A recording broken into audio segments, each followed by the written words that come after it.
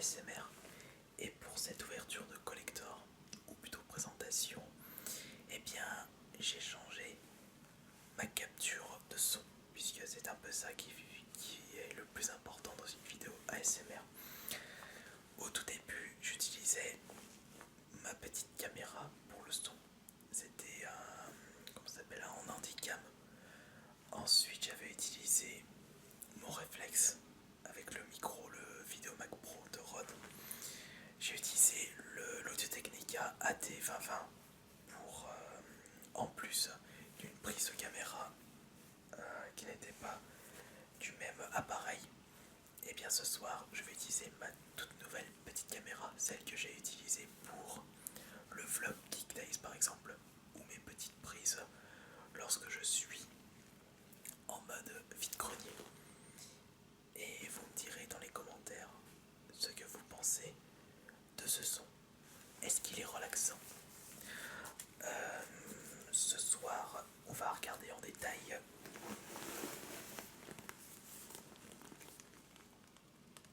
le collector d'Oblivion, The Elder Scroll, le quatrième. Je ferai également, comme pour la chaîne principale, un système de vote. Comme ça, vous me direz quel genre d'ASMR vous voudriez voir pour la prochaine vidéo. Par contre, au niveau des dates, je vais avoir un peu de mal à mettre ça en place pour la chaîne secondaire. Mais ne vous inquiétez pas. Alors, regardons le contenu de ce collector d'Oblivion. Bien entendu, le petit tapotement qui va bien avec. C'est bizarre quand même. Un geste aussi débile qu'il en ait l'air et tout bonnement relaxant chez certaines personnes. Ce n'est pas mon préféré.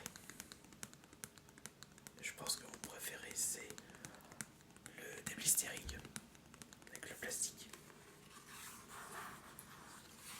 Par contre, il y a une technique d'ASMR que je n'aime pas vraiment, qui me crisse les dents. C'est la craie sur le tableau. Après, comme je le dis toujours, il en faut pour tous les coups. Il y en a qui préfèrent le bout des doigts, d'autres les ongles.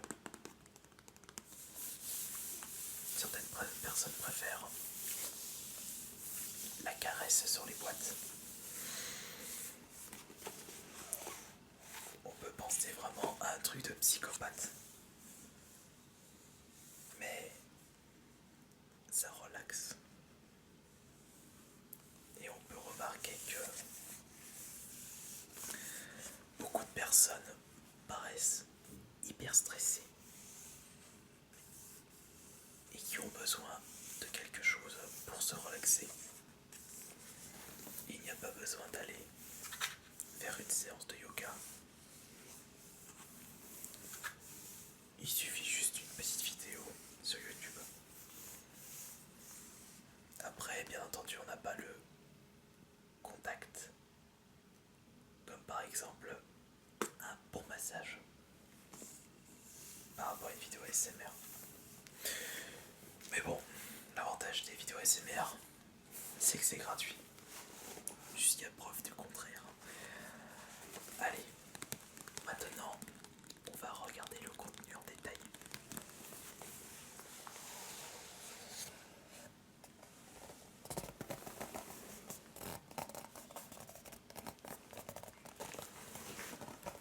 Levez le voile des ténèbres, l'Empire est sur le point de s'écrouler. Les portes d'Oblivion s'ouvrent et les démons envahissent le pays. Vous devez à tout prix retrouver l'héritier du trône et découvrir le funeste complot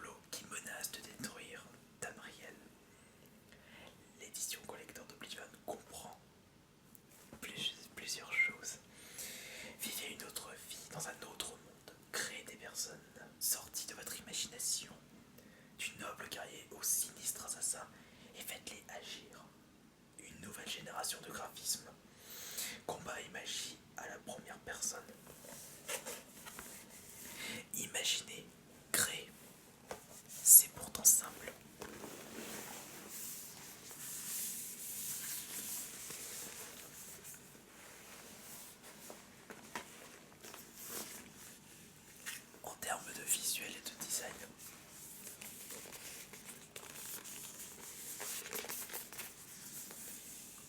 On peut dire que c'est assez joli.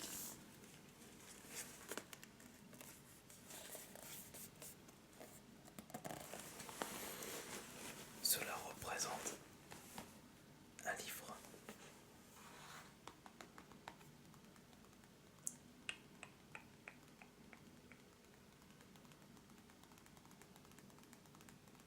C'est pas mal. Par contre, on a un humain sur la droite et à gauche.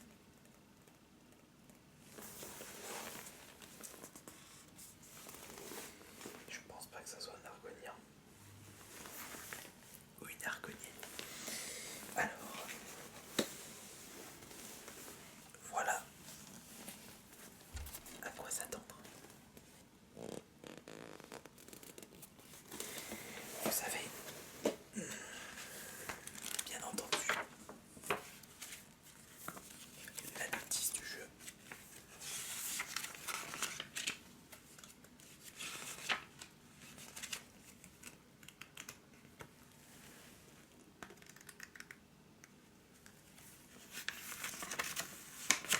Les arts du combat. Les arts de la magie. Êtes-vous plus attaque physique ou magie? La magie. Pour moi. Une petite prime pour le guide officiel du jeu.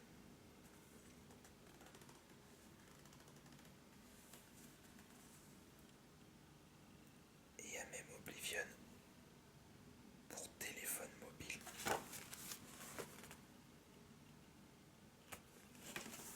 Sachant que ce jeu date de 2006, les smartphones n'étaient pas si bien implantés que ça. Est-ce qu'ils existaient? Certainement. Mais je pense que ça coûtait beaucoup trop cher. Vous allez me dire à l'heure actuelle, vous prenez le dernier iPhone, c'est limite un salaire. C'est bien entendu une carte d'enregistrement de K-Games qui doit être certainement obsolète, avec une adresse pour Tech2 Interactive France. Est-ce qu'ils existent encore? Est-ce que la boîte n'a pas coulé? Enfin, je veux dire, la branche française, bien entendu, de Tech2.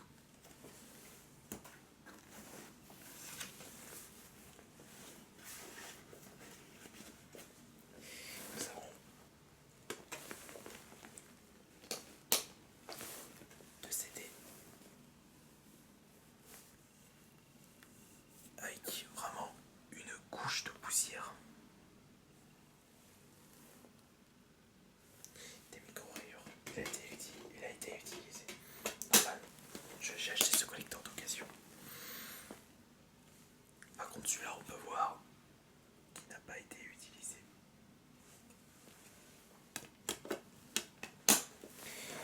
Alors, voyons voir ce qu'il reste dans ce collector. Nous avons bien entendu un petit papier concernant ne fonctionne que sur la fréquence de balayage de l'écran 60 Hz. À partir de la GameCube, on a commencé à avoir des jeux qui ne supportent plus le 50 Hz. Si je ne me trompe pas, il y a Guest, le deuxième Metroid Prime. J'ai ces deux-là en tête. Et donc, les développeurs ont dû commencer à prévenir les consommateurs que le 50 Hz n'allait plus être valide pour les futurs jeux.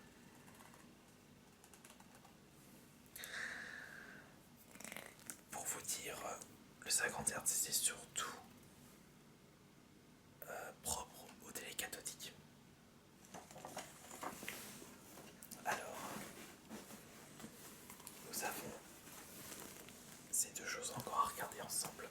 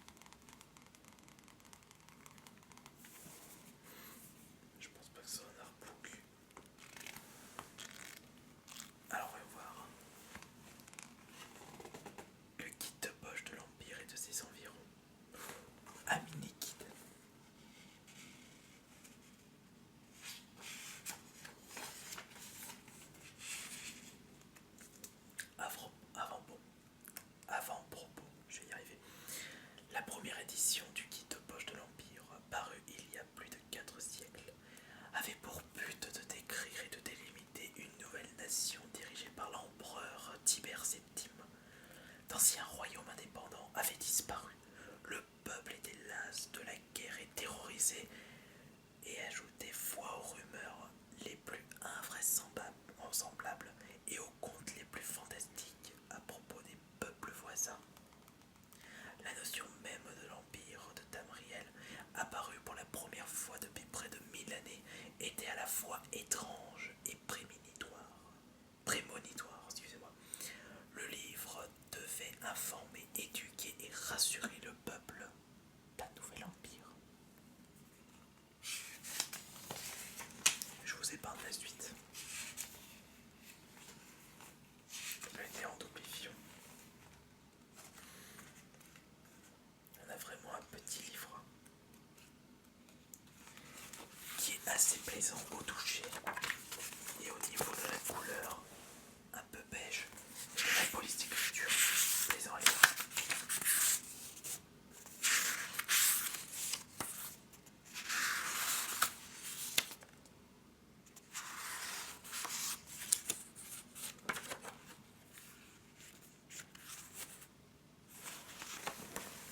C'est qui ce Cucus? Je ne sais pas. Un peu d'histoire.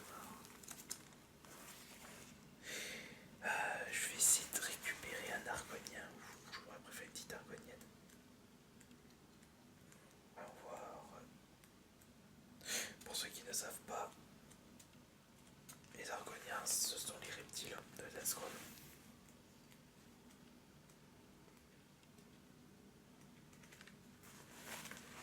Bah, il n'y en a pas, il y a une cachite aussi. Elfe. Ah bah le voilà. Un argonien, c'est ça. Un reptile, un scali, vous l'appelez comme vous voulez.